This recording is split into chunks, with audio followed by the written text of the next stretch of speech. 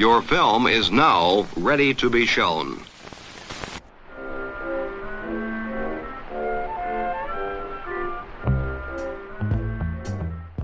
Good morning. I'm Justin Hendricks, editor of Tech Policy Press, a nonprofit media venture intended to provoke new ideas, debate, and discussion at the intersection of technology and democracy. The bill is passed. President Trump scored a major legislative victory on Thursday. The House passed his big, beautiful bill by a razor-thin margin. The final vote was 215 to 214, with one member voting present. Early in the morning on Thursday, May 22nd, the Speaker of the United States House of Representatives, Mike Johnson, announced the passage of a budget bill that advances President Donald Trump's domestic agenda. Tucked in alongside the extension of tax cuts, reductions in spending on Medicaid and social services, and increases on immigration enforcement and the military, is Section 43201, the Artificial Intelligence and Information Technology Modernization Initiative. The measure establishes a moratorium on the enforcement of state AI legislation. It says, quote, "No state or political subdivision thereof may enforce during the 10-year period beginning on the date of the enactment of this act any law or regulation limiting, restricting, or otherwise regulating artificial intelligence models, artificial intelligence systems, or automated decision systems entered into interstate commerce," unquote.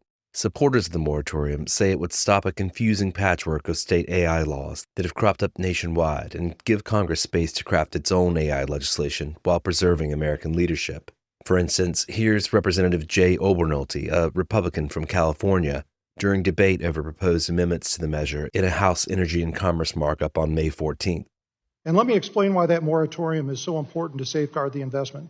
Right now, there are over 1,000 bills on the topic of AI regulation pending in state legislatures across the country. Imagine how difficult it would be for a federal agency that operates in all 50 states to have to navigate this labyrinth of regulation when we potentially have 50 different states going 50 different directions on the topic of AI regulation. And in fact, this is exactly the same circumstance that we are putting private industry in as they attempt to deploy AI. And the gentleman was talking about the potential hazards of AI, which I completely agree with. But Article 1 of the U.S. Constitution gives the ability to regulate interstate commerce exclusively to this body, to the Congress, not to the states. And so much of this deployment of AI is obviously interstate commerce. Now, no one is suggesting that AI should be unregulated. I certainly don't believe that. I don't think anyone on this dais believes that. But the appropriate body for doing that regulation is the U.S. Congress. And colleagues, we have the ability to do this. Opponents call it a dangerous giveaway to tech firms that would leave consumers, particularly vulnerable communities and children, unprotected and wipe out a flurry of state laws that address everything from deepfakes to discrimination and automated hiring. Here's Representative Yvette Clarke, a Democrat from New York, at the markup hearing. Pausing AI regulations for 10 years is extremely dangerous, given the rapid proliferation of AI technology. We don't know what AI will be capable of a year from now, let alone a decade from now. And while we in Congress absolutely must pass federal data privacy legislation and a framework, regulatory framework for artificial intelligence, it is short-sighted and foolish to prevent states from stepping in to protect their citizens in the meantime. This is crazy. I can't even believe that we're sitting here debating this. Let me be clear. No one stands to benefit from this provision other than Donald Trump's big tech billionaire bros. As the bill moves over to the Senate, the debate over the AI moratorium will continue. We've already published multiple perspectives on it at Tech Policy Press, and we invite more in the days and weeks ahead. One thing is clear. If enacted, this moratorium would be one of the most important tech policy decisions in the U.S. this century. To unpack the contours of the debate, I sat down with Tech Policy Press Associate Editor Cristiano Lima-Strong. Cristiano, how's it going today? I'm doing well. How are you, Justin? Well, let's talk about what happened yesterday, or I should say over the course of the last few days in the House of Representatives. It was a giant budget process, the big, beautiful bill that Republicans and the Trump administration wanted to push through to reflect his agenda. How did things pan out when it comes to tech policy, artificial intelligence? So the biggest development was that the version that passed the House through the reconciliation process did include this 10-year moratorium on state AI laws. And so basically what it would do is it would bar states from enforcing laws that target artificial intelligence use, and there is a definition of that, for a 10-year period. And so there's been a lot of concern since this was first raised at the House Energy and Commerce Committee. We've heard a lot of digital rights groups and advocates, folks that have been pushing for more regulation in the sector, warn that this would be a huge setback for their efforts to set some guardrails around the technology at the state level, where there has been a ton of action, in contrast to Congress, where they've yet to pass major reforms here. It feels like we weren't talking about an AI moratorium a couple of weeks ago, and then suddenly people were talking about it. You had Ted Cruz kind of talking about the idea in a Senate hearing that included Sam Altman and other tech executives. Final question for each of you. Would you support a 10-year learning period on states issuing comprehensive AI regulation or some form of federal preemption to create an even playing field for AI developers and deployers? I'm not sure what a 10-year learning period means, but I think having one federal approach focused on light touch and an even playing field sounds great to me. And then it seemed like literally over the weekend after that hearing, we saw the chairman of the Energy and Commerce Committee, Brett Guthrie, put forward this language. How surprising was this on the Hill? So two big things here. On one hand, Republicans have been generally supportive of legislation that preempts state standards on tech issues for some time. We've seen them pushing for this in the context of data privacy for years and years and years, along with other spaces. So it's not inherently surprising that Republicans would want something like this, but how quickly this has gone from, as you mentioned, an idea that's in the ether to actual legislative text that's passing a chamber of Congress is pretty staggering. I alluded to the privacy debate. There have been bills to preempt state privacy standards for years, and none of those have been signed into law. Whereas around AI, discussions about legislation have really only picked up in the past couple of years in the dawn of ChatGPT, and yet this went very quickly from introduction to markup to passage in the House to where we're talking about, is this thing actually going to become a federal law? And that's pretty striking. Been a lot of changes in the language on through the week, and we're just now assessing what's in the final version. But what can you tell about what types of laws would be impacted? How sweeping is this ultimately? Yeah, the AI moratorium has been, the crux of it is largely intact from when it was first introduced. And I would say that it's both brief and sweeping. And part of that brevity, I think, feeds into that. It talks about regulations that would restrict AI use. There's been some discussion for a while on Capitol Hill. How do you even define AI? It talks about AI models, AI systems, and automated decision systems, and particularly ones that deal with interstate commerce. This was one that was added. I think there's still a lot of people trying to figure out exactly what that would entail, what laws would be impacted. And so it's still a big question, but it's fairly sweeping in scope. A couple exceptions that are notable, though, and exemptions that were included in the law, is that it does say that it would not apply to, quote, generally applicable laws. Some of the lawmakers that have been pushing for this have talked about that basically the intent here is if you have, say, for example, a state consumer protection law dealing with fraud or some other harm, and it's not specifically calling out AI, but the harm just happens to occur with the use of AI, that those would be exempted. So that's in there. One of the changes that has been made since we've seen the House Energy and Commerce consideration is that they included this exemption that it would not apply to violations dealing with criminal penalties in dealing with AI. One effect of that, if we do see this pass, is that you could see more of an effort at the state level for legislators to criminalize AI harms. That's one potential consequence here.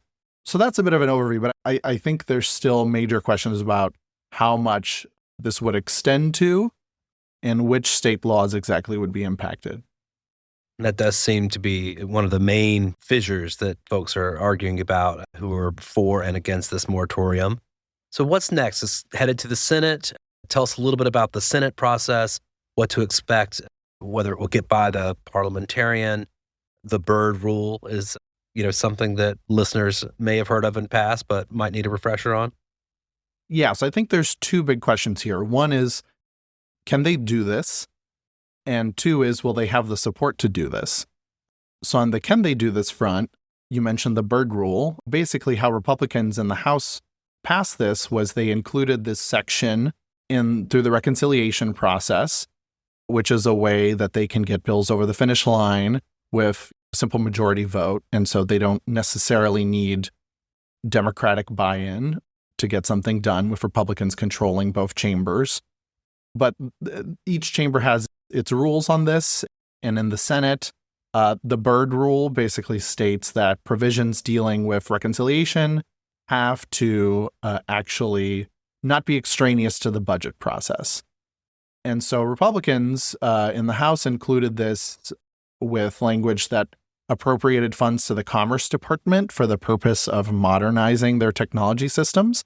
And so the parliamentarian in the Senate is going to have to make a decision on whether that holds muster by their rules.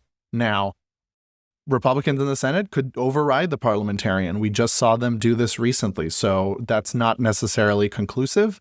But if they were to go against the parliamentarian, that could also open them potentially to more legal challenges from states who will say, wait a minute, the parliamentarian just ruled against this. Why are you still doing this? So those are a couple of hurdles. And then we could also perhaps get into some of the politics of this, which is we've heard a couple Republican senators, Senator Blackburn from Tennessee, Senator Hawley from Missouri, express concerns about this. They have been pushing for a lot of regulation in this sector. And part of what Senator Blackburn said during a hearing that she held this week is that she's concerned that it would impact laws like legislators have passed in her state of Tennessee.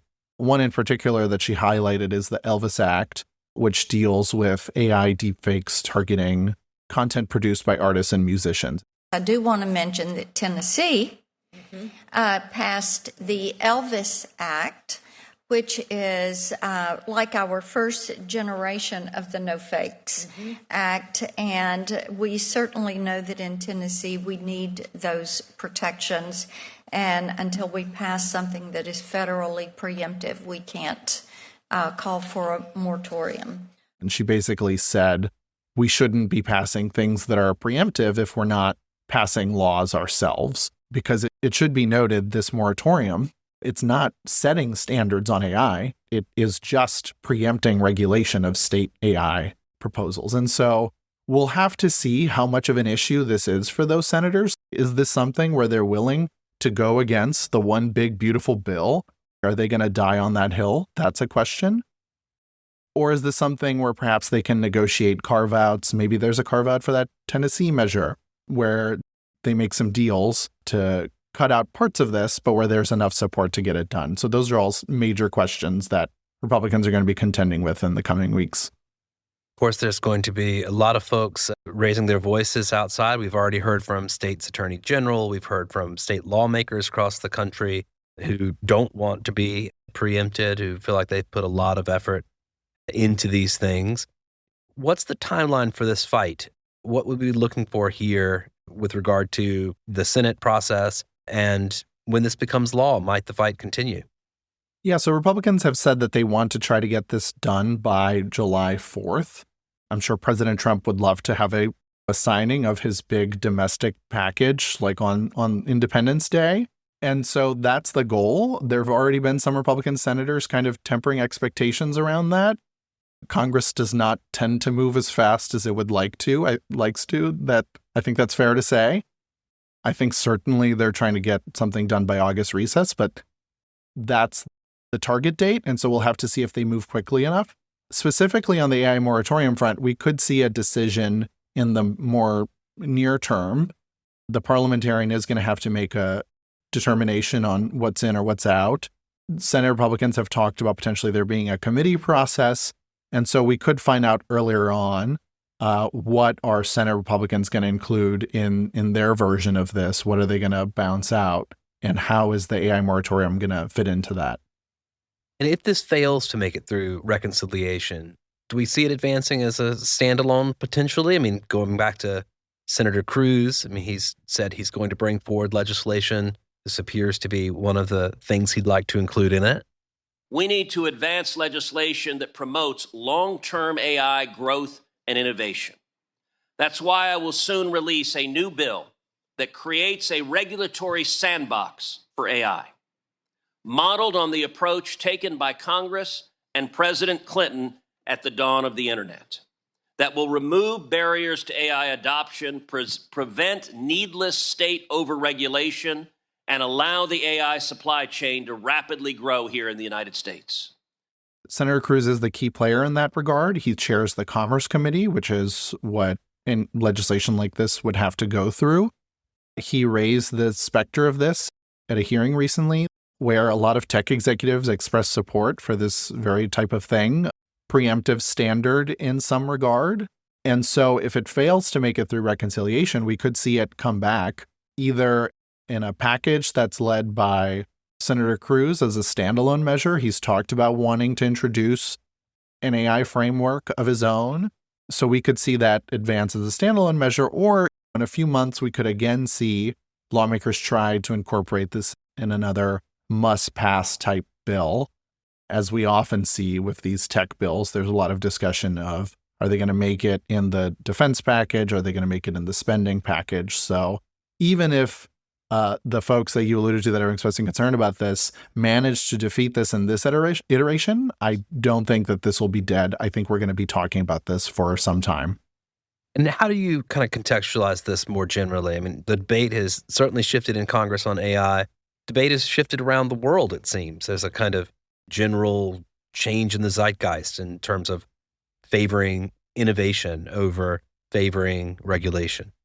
Yeah, I mean, the first thing I thought of when I heard of the moratorium was I flash back to these hearings that I covered in 2019 on the House Oversight Committee, where it was led by the late Congressman Elijah Cummings, where they talked about having a moratorium on the use of facial recognition technology. So, a subset of AI. And at the time, a lot of the discussion was, is there enough bipartisan support for this? And seemingly there was some. I want to make clear at the onset that this is a bipartisan issue. Both the conservatives and liberals alike have real questions about when they are being monitored, why they are being monitored, who is monitoring them, and what happens to this information after it is collected. Now, obviously, there were differences about, are we talking just about how the federal government is using it? How much are we talking about private sector use? Jim Jordan was the ranking member on the committee at the time, but there was some, bipartisan support for this idea of how do we check this technology? And so now, fast forward 6 years, we've flipped completely in the other direction, where we're very much talking about, well, should any states be passing regulation in this regard? We've also heard lawmakers at the federal level pump the brakes on comprehensive packages. They've talked about wanting to do things more piecemeal. So the debate has really shifted fairly dramatically in the past couple years as the technology has boomed, but also the industry has taken more of an interest in exerting its power in Washington and pushing for standards like this that we're seeing. We've had many perspectives on this already at Tech Policy Press. I'm sure we'll have multiple contributions in the weeks ahead as this continues to unfold. And Cristiano, of course, will be looking to you to cover these issues. Thank you very much. Thanks so much, Justin.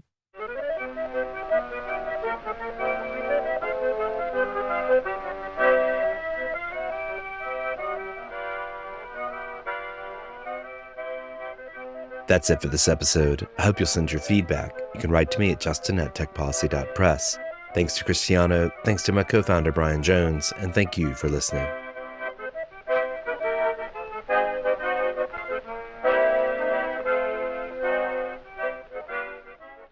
Tech Policy Press.